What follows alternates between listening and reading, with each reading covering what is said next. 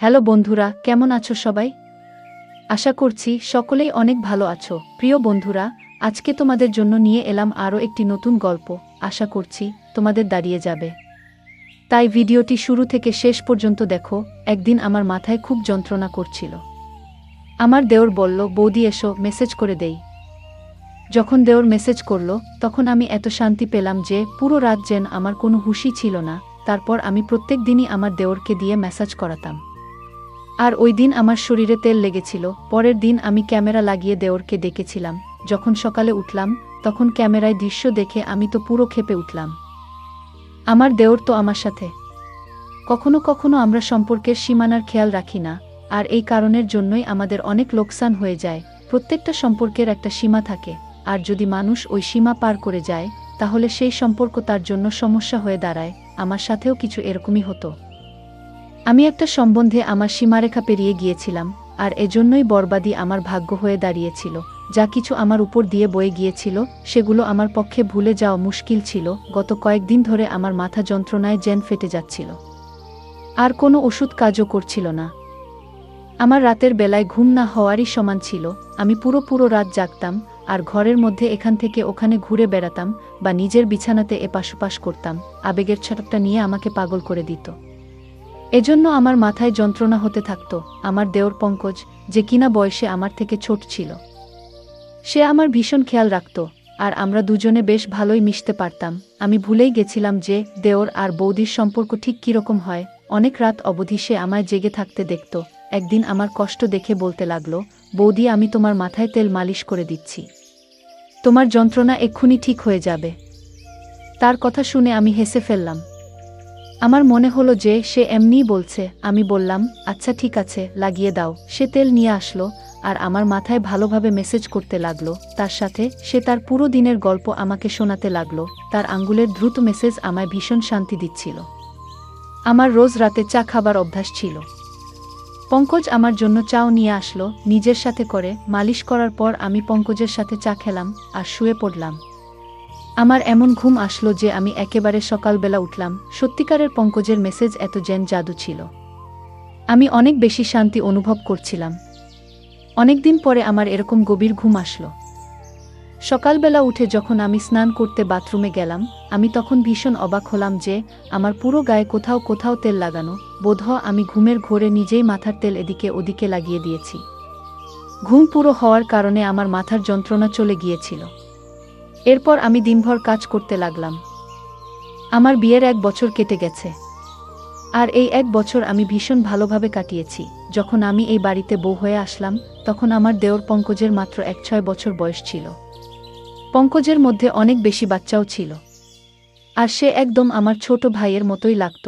আমার বর আমায় বলেছিল যে তার বাবা খুব তাড়াতাড়ি পৃথিবী থেকে চলে গেছে, যার জন্য পঙ্কজ তার বাবার ভালোবাসা পায়নি। তার মাও পঙ্কজের উপর আর ঘরের উপর অনেক কম ধ্যান দিতেন। আর আমার বর আকরাম এখানে তো থাকতেই না। এজন্য আকর আমাকে বলেছিল যে এখন সবথেকে বেশি আমি যেন পঙ্কজের খেয়াল রাখি। আমি তাকে কথা দিয়েছিলাম যে পঙ্কজকে একদম নিজের বাচ্চার মতো রাখব, আর আমি আমার কথা পুরো করেছিলাম। আমার বর আকরাম অন্য শহরে চাকরি করত। সে মাসের 4 দিনের জন্য বাড়ি আসত। বাকি পুরো মাসে আমি আমার ছোট দেওর পঙ্কজ আর আমার শাশুড়ির সাথেই কাটাতাম। পঙ্কজ এখন 7 বছরের ছেলে, যে কিনা যুবক হয়ে গেছে।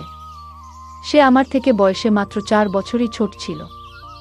সে কলেজ থেকে আসার পর ও বৌদি বৌদি করে আমার আগে পিছে ঘুরত। আকরামের এখানে না থাকার কারণে আমার বর ছোট সব কাজ পঙ্কজেরই দায়িত্বে ছিল। পঙ্কজ কলেজ থেকে আসার পর আমার কাজ করে দিত, আর তারপর আমারই সাথে সময় কাটাত। পঙ্কজের সাথে থাকতে থাকতে আমি একটা ব্যাপার অনুভব করেছিলাম যে সে আকরামকে পছন্দ করত না। এমনকি তার কথা উঠলেও সে সেখানে চুপ করে যেত অথবা কথা বদলে দিত। আমি তার থেকে জানতে চাইতাম যে আকরামের থেকে তার কিসের সমস্যা, কিন্তু আমি কখনো এই প্রশ্নটা করতেই পারিনি। আকরামের মা পুরো দিন পাড়ায় ঘুরে বেড়াতেন, আর সন্ধ্যা হতেই বাড়ি এসে তাড়াতাড়ি শুয়ে পড়তেন। পরের দিন সকালবেলা আবার পাড়ায় বেরিয়ে যেতেন। এজন্য আমার তার দিক থেকে কোনো সমস্যাই ছিল না। জীবন খুব ভালোভাবেই কাটছিল। কিন্তু আকরামকে ছাড়া আমি পুরো রাত ঘুমোতেই পারতাম না, আর পুরো রাত আমি এপাশ ওপাশ করে কাটিয়ে দিতাম। কখনো কখনো মন চাইতো যে আমি নিজেই আকরামের কাছে চলে যাই, কিন্তু এখন এমনটা সম্ভব নয়। এজন্য আমার মাথায় মাঝে মধ্যেই ব্যথা ব্যথা হতো। পঙ্কজ জানত যে আমার মাথায় ব্যথা। এজন্য প্রথমে তো সে আমার জন্য ওষুধ নিয়ে আসতো, কিন্তু একদিন হঠাৎ সে বলল যে, আপনি কতদিন আর ওষুধ খাবেন মাথা যন্ত্রণা? এর থেকে তো ভালো যে আমি আপনার মাথার মেসেজ করে দেই। আপনি অনেক শান্তি পাবেন। আমি পঙ্কজকে বললাম, মেসেজ করার বদলে কিছুদিনের জন্য আমাকে নিজের দাদার কাছে পাঠিয়ে দাও। আমি নিজেই ঠিক হয়ে যাব। আমার কথা শুনে পঙ্কজ বলতে লাগলো, যদি আপনি চলে যান তো আমার কি হবে?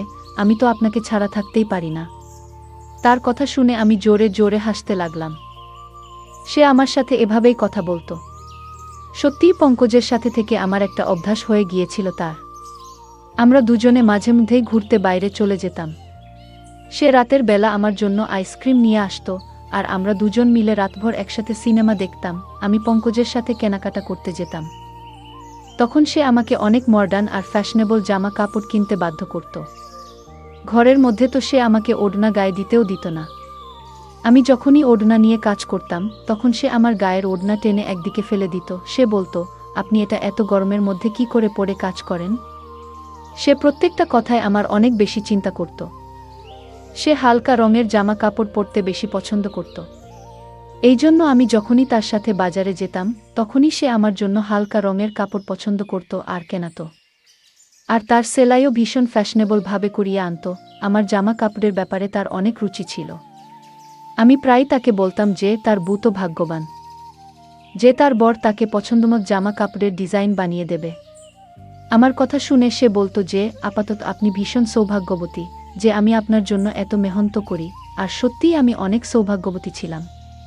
কেননা আমাকে সে কখনো কোনো কাজের জন্য না বলতো না। সে আমার অনেক জামা কাপড়েই ডিপ করে ডিজাইন দেওয়া গলা বানাত, বড় বড় পিঠের ডিজাইনও বানাত, যেগুলো মাঝে মধ্যেই আমার কোমর পর্যন্ত চলে যেত।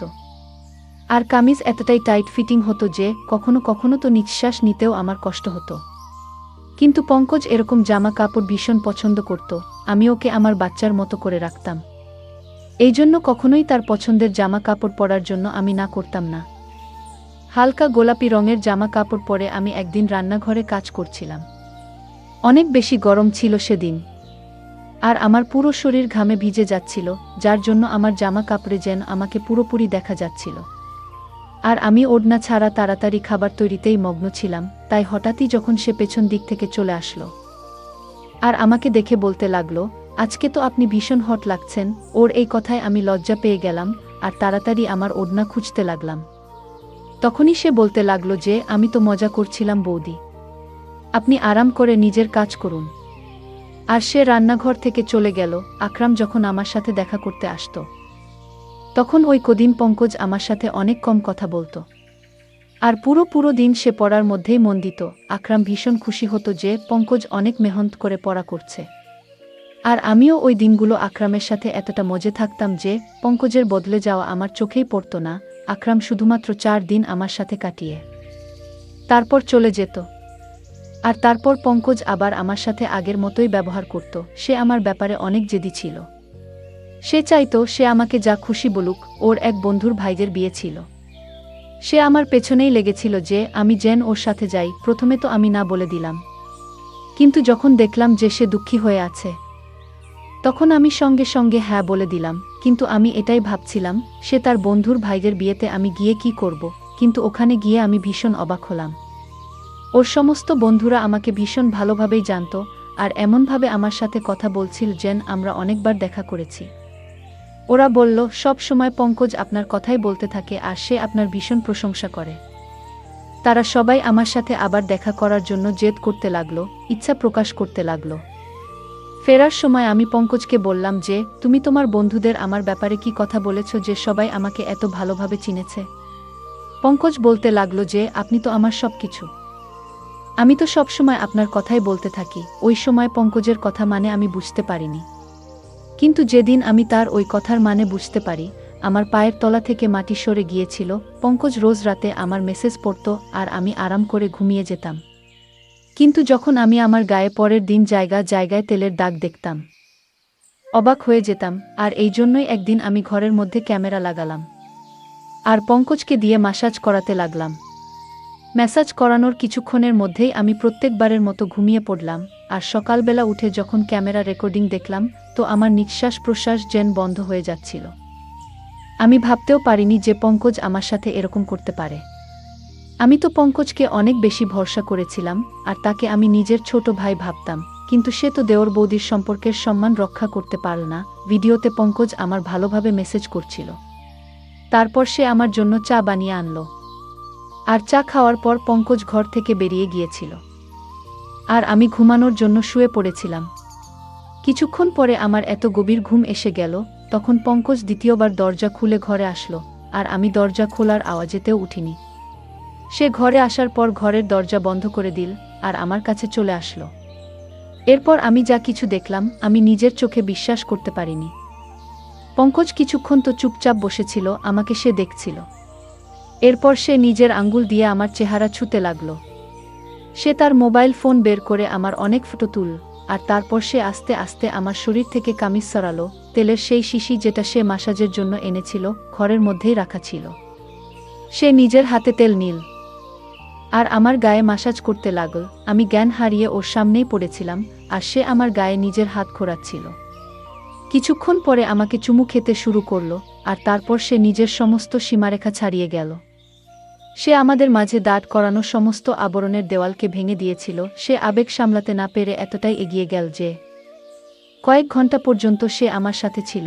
আমি তার সামনে গানহীন অবস্থায় ছিলাম, আর সে পুরোপুরি জোশপূর্ণ ছিল।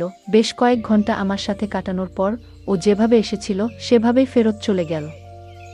সে আমার ইজ্জত খুব বাজেভাবে নষ্ট করে গেল, আর এটা দেখে আমার হৃদয় পর্যন্ত কেঁপে উঠল। আমি তো তাকে নিজের ভাই ভাবতাম, এজন্য তার সাথে এত ভালোভাবে মেলামেশা করতাম। কিন্তু আমি কখনো জানতেই পারিনি যে ওর চরিত্র খারাপ ছিল। আমি আমার ঘরে বন্ধ ছিলাম। যখন সে কলেজ থেকে আসলো সে সোজা আমার ঘরে চলে আসলো। একদম আমার কাছে বসে বলতে লাগলো, বৌদি কি হয়েছে, তোমার শরীর ঠিক নেই? আমি গভীরভাবে তার দিকে তাকালাম, আর ক্যামেরার রেকর্ডিং তার দিকে বাড়ালাম। সেটা দেখে সে কিছুক্ষণের জন্য তো চুপ করে গেল। এরপরে সে যা বলল সেটা শুনে পুরো আমার গায়ে শিহরণ জেগে গেল। সে হঠাৎ করেই নিজের ভালোবাসার কথা আমাকে বলতে লাগলো। সে বলতে লাগলো চিরদিনই ভালোবাসার জন্য অভাব বোধ করত সে। যখন আমি তার দিকে ধ্যান দেওয়া শুরু করলাম তখন তার ভালো লাগতে লাগলো।